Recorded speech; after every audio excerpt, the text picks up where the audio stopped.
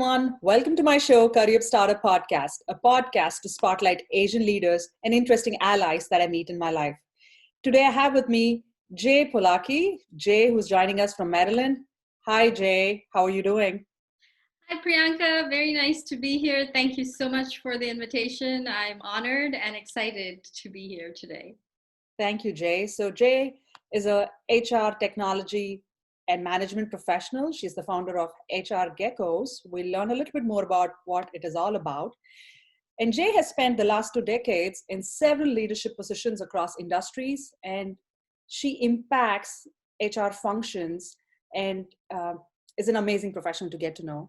She handles clients internationally across all HR Gecko markets, and she has a fun side to herself as well. She loves to write, grow tomatoes, cook, as well as solve crosswords. So definitely a fabulous person to get to know. And Jay is also a member of the Forbes HR Council and produces valuable insights to the HR community. So Jay, welcome to the show, and we're really excited to be here today. Thank you, Priyanka. Thank you for that gracious introduction. And I am really thrilled to share, the professional and personal side of me. Happy to be on a show called Curry Up Startup because I love cooking. So there you go. Absolutely. Thank you, Jay.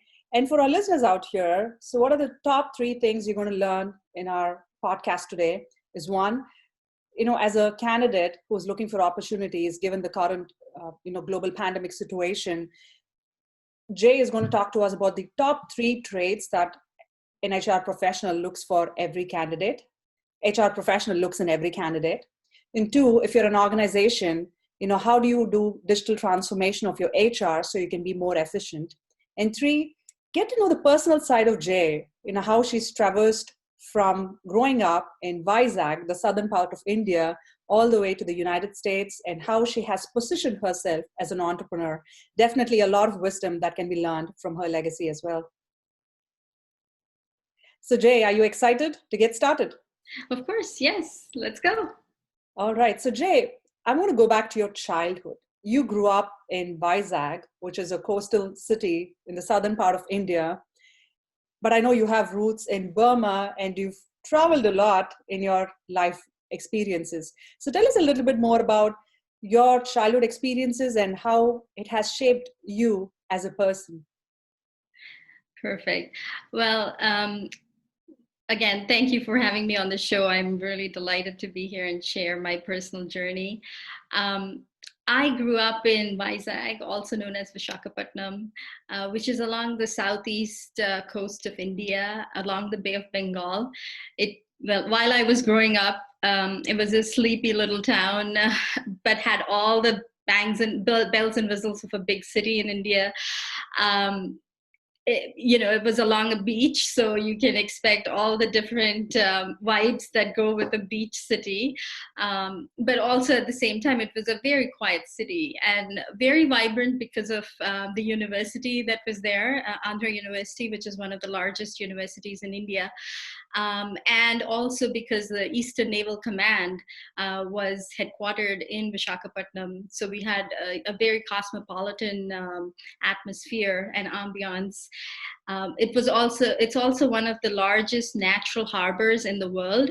So we had a lot of different ships come. It was the port of call for a number of different cruise ships as well as freight liners. So we had quite an experience growing up. My paternal side of the family lived in Burma for a long time. My grandparents lived there for a long time before they emigrated back to India after the military junta took over in Burma. So I have a lot of Indo-Burmese cuisine connections as well as familial connections to Burma. And my mom grew up in the northern part of India, in Bihar and Bengal. So I have a lot of those connections as well. So, all of this is woven into my experiences growing up in India. And then when I immigrated to the United States 20 years ago, of course, I brought all of that along with me in my 2 suitcases. my experience so far in America has been so fruitful. Like I said, yesterday was India's Independence Day, and I actually noted this on one of my posts on social media, that I'm so fortunate to be able to live and work in two different countries, India of my birth and America of my dreams. So I'm really thankful for my life's journey so far. Jay, you're a classic example of how do you assimilate two different cultures, two different countries, and still stay very authentic to who you are. So, that's something that is always fabulous to listen from an immigrant. So thank you for sharing that. Now tell us this, Jay, you've been a member of the Forbes HR Council, and one of your recent article was about how organizations have to go beyond equal employment opportunity. Given these tough times, diversity and inclusion is something that everybody talks about. But what can organizations do apart from just paying lip service to these terms? I like the term lip service that you just used, because that's what I feel most organizations have been doing for a very long time, not just in America, but the world over. I'm fortunate to live and work in America because we have so many different laws that uphold the rights of every single citizen at work and outside of work. And so equity in the workplace is protected a lot here in America, much more, and upheld a lot more, much more than any part of the world. In spite of that, there are lots of inequities that happen. And so in my recent article on Forbes that I contributed to, we suggested that for organizations to go beyond that equal employment opportunity policy, you really need to focus on building a culture of equity. How are you having these conversations at work? Who are you bringing to the table? Are you, instilling this culture throughout every rung of your organization, or is it just the top rung of your management that's talking about this? Do employees feel they belong to the organization? How are you instilling this within your organization and weaving it into the fabric of your organization? Because unless you actively invite and actively have people participate in a conversation such as this, which is a difficult conversation to have at work, outside of work, anywhere, it's a difficult conversation to have. But how are you, making sure that you are definitely having this authentic conversation? And authentic is the key there. Is it a genuine conversation where people feel they belong? So That's very true. That's very true, Jay. You need to have your core values of your organization really align with what diversity and inclusion means in practice. And I think that's one of the biggest challenges organizations have between strategizing and actually implementing what they mean. Now, tell us about the role of technology in HR transformation, because everybody talks about leveraging technology and digital transformation.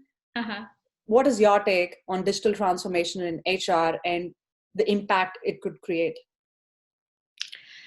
Well, I've always envisioned HR as the fulcrum of an organization's success strategy. In order for an organization to be successful, we need to be agile in designing, understanding, and improving the human experience at work. How do we interact with our employee populations? That has always been at the forefront of my work as an HR professional for the past 20 years. And I really wanted to do something in transforming how HR interacts with the workforce. And that's why I built this platform called HR Solve, which is a virtual service center that leverages artificial intelligence, machine learning, and all the new technologies out there that are available to us to use to make that human connection more lasting, more impactful. HR, as you know, has been an organization or a department that has often been the neglected stepchild. Always. Very true. We lack resources. We have lots of stellar professionals in our departments. I mean, they are phenomenal people who have great expertise and insights into how we can make this function the best for the organization, and how we can be that partner, that business partner, because we work with people. People are the core of any business, and we are the department, I think, that works for the most part than any other department with people. And if we are not keeping up with the digital transformations that are happening outside of our department as well as outside of the workplace, I think we'll be definitely not having an impact in the business. Because after all, if a person outside of work is able to do things at the click of a button, they want that same experience brought to their interactions at work. And they interact very much with the HR department more than any other department in the organization. So for us as an HR organization to pivot, and pivot fast because of this pandemic is imperative and vital to, I think, being successful at the table, being that successful C-suite partner at the table, going forth and now and in the future of work.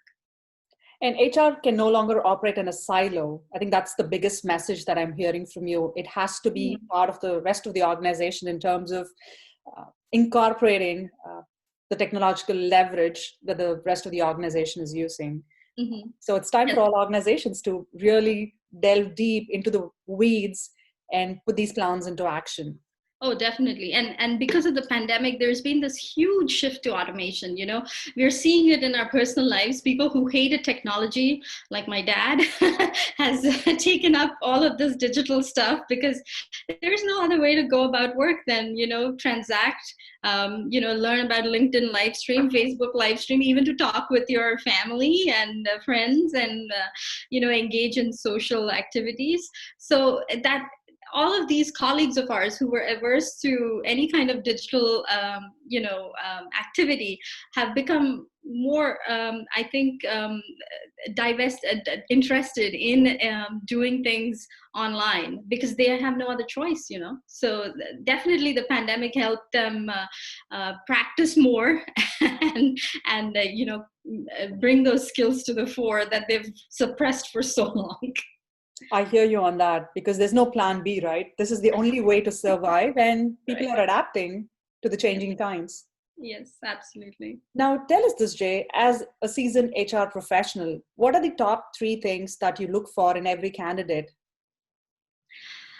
Well, I'm an IO psychologist by profession, and so I always rely on a job analysis to pick the top traits for any particular job. But generally speaking, I definitely think having a positive work attitude is very important for any type of work, any position in an organization. How well do you work with the team members? How well do you work with the management? How well do you work with folks outside your department? What kind of attitude do you bring to work every day? And the second most thing that is very relevant today is how motivated are you to learn? Are you a self-learner? What motivates you to keep learning? With all of this going on around us, you'll notice that if you are not learning, you're not going to make it. It's constant learning that's going to keep you going. You have to adapt yourself to new ways of work constantly, and the pandemic has shown us that that's the only way to do it. And also, work ethic. It's very important how do you work? How do you bring your whole self to work, and how do you make sure that you are contributing to not just your department, but to the entire organization? What are you bringing to work, and what is your work ethic? So I would definitely think these are 3 top traits that I would look for in a candidate. Thank you. And having a holistic approach when you hire a candidate, I think that's very crucial. Now, you have an interesting fact about you. So you majored in industrial and organizational psychology. What made you choose this path, and how did you end up being an HR professional? Well, I have always been very interested in what makes a business tick. Growing up, one of my majors for my UPSC exam was psychology. So you wrote civils? Yeah, well, yes. Oh So my. I always was, very interested in being part of the Indian Administrative Service. And, for folks who don't know what that is, it's a civil service in India. Unlike the US, it's a permanent civil service, and you have to appear for sets of exams and interviews to clear the exams, which are very tough. And so when I chose IO psychology and psychology as my major, and my plans to write the civil services exam, um, you know, were seeded very early on. I was in fourth grade when I decided I wanted to be an IAS officer. Public service is in my family, and I think that's part of my DNA too. So, and then when I chose IO Psych, definitely, it lends itself not just to the workplace, but anywhere you are, interacting with individuals and working with individuals. And so it definitely helped me a lot in my career path. And then, of course, the transition to human resources, which was, uh, again, a very colorful path to HR. When I came to America as a student, and graduated from Southern Illinois University with a master's in IO Psych, I had a very interesting path to graduate from IO Psych and transition into HR departments in organizations. And I can speak more about that as Absolutely. we go on. So, yeah, so tell us about the idea of HR Geckos. What is it about? And tell us about, a day at HR Geckos. Well, again, thank you so much for, focusing on HR Geckos during this podcast. I really appreciate it. As I mentioned, I've always seen HR as the fulcrum of an organization's success story.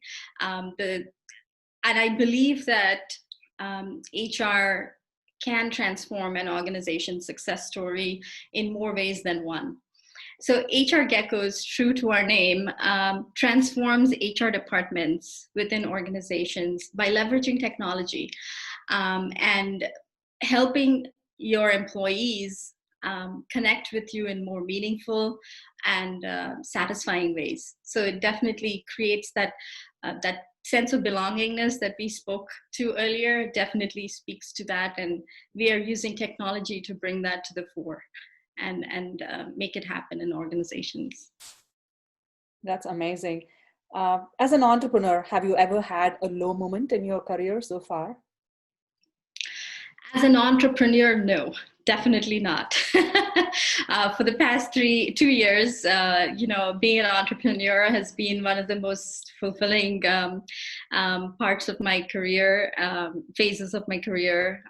I come from a family of entrepreneurs, and so it's very interesting for me to put all the experiential learning from both my family and my own learning into practice as an entrepreneur. And we've had successes on different continents, on different in different industries in my family. And so bringing all of that experiential learning also to my entrepreneurial journey here in America has just been very exciting. I'm super thrilled that I took this step, and there's no looking back. That's wonderful. No, this is an amazing story, Jay, because personally, I think as Asians, we know the path towards success is either, you become a doctor or an engineer, but somebody who majored in psychology and then transitioned into HR, I think that's just a different path. And it goes to say that you choose a path with passion, and then that would eventually lead to success. So congratulations on, a well-designed path, I should definitely say. Thank you. So as I mentioned, you're part of the Forbes HR Council for the past few months. Tell us about your role at the Forbes HR Council, and what's something that you're most proud about being part of that group?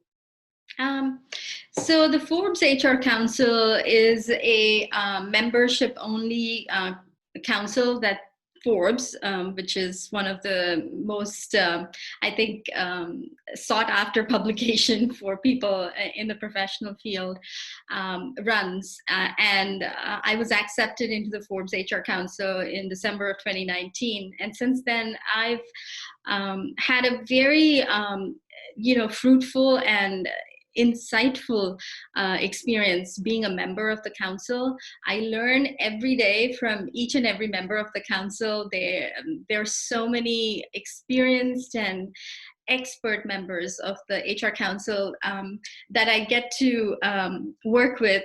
We have sets of expert panels that we are invited to share our insights. And then what Forbes does is it picks the most I think the most insightful bits of advice that we provide and puts together articles and publishes it. So in providing those insights, I've learned from my, colleagues on the council, how they, think about HR and how they impact the HR functions in their companies. So that learning journey has just been super, super, very satisfying, and I'm a super learner. I learn a lot. I read a lot. I'm always looking to learn, and so learning for me in different forms is very essential as an entrepreneur and a professional in human resources. And the insights that I get from my colleagues on the Forbes HR Council are just awesome. So it's just been a very enriching journey, I should say. That's pretty amazing to hear. So what is one legacy that you want to leave for yourself, Jay?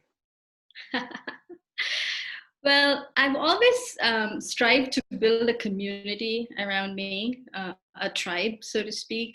And you already know this, but in 2016, I started the Global Indian Professional Network.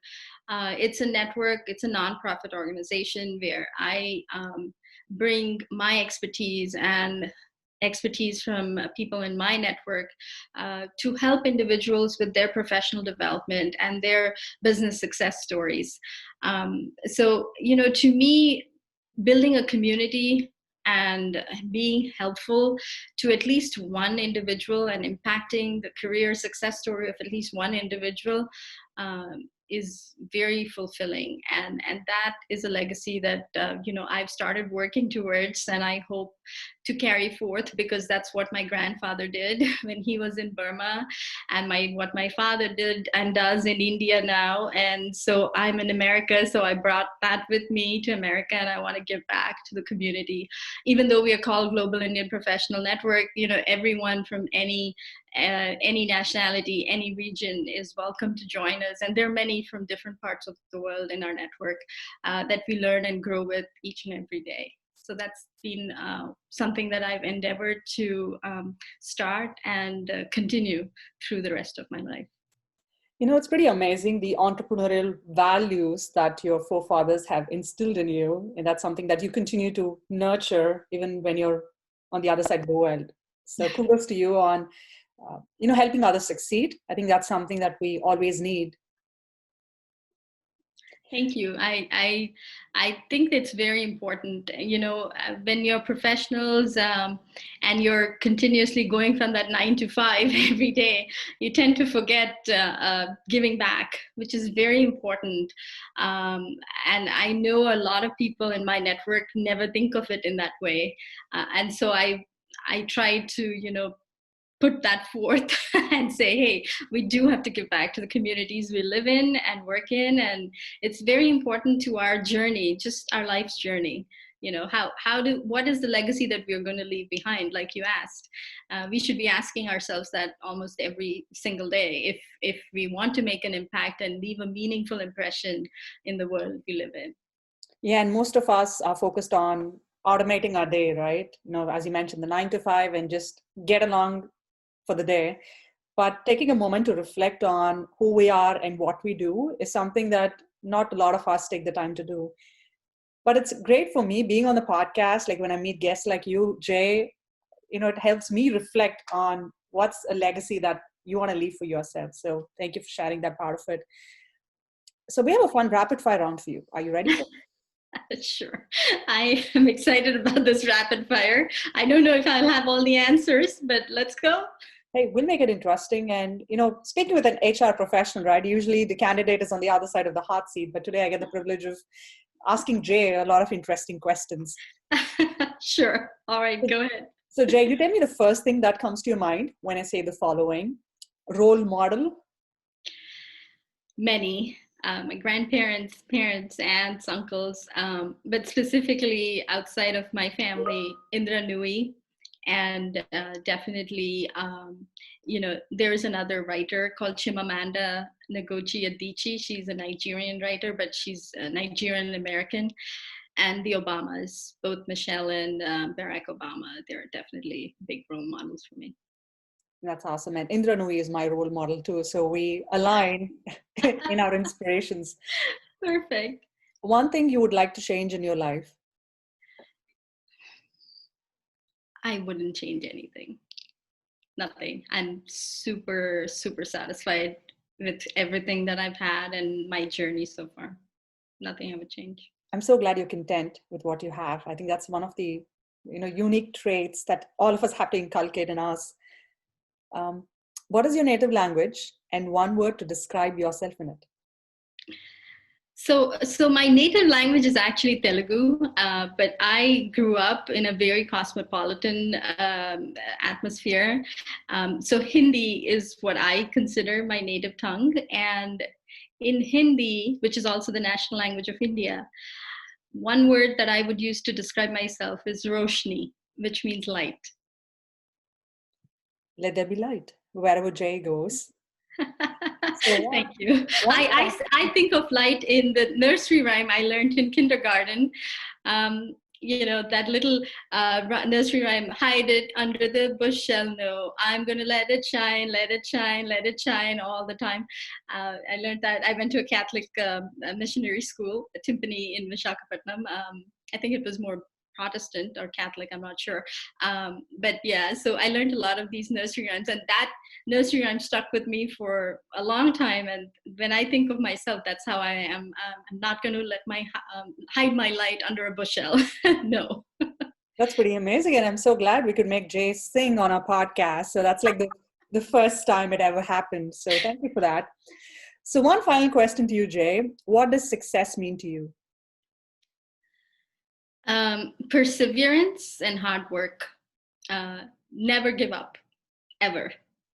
And don't let anyone tell you that you're not good enough, ever. Thank you. That's something that each one of us have to feel. You deserve the best, and sometimes minor setbacks need to be seen as pivoting moments rather than failures. And I think in tough times, everybody's going through, a lot of struggles and challenges. But as you mentioned, Jay, just moving ahead and not letting negativity sink into you. I think that's the best message that all of us can get. Thank you so much, Jay. Do you have any parting thoughts before we wrap up our show today? Well, all I want to say is keep doing what you're doing and never give up. Shine your light no matter what, because every light is important and it has to be shown. Even if you think your light is not bright enough, please shine it, because it will throw a light into the darkness for someone that you do not know. And just keep doing what you're doing. Never give up.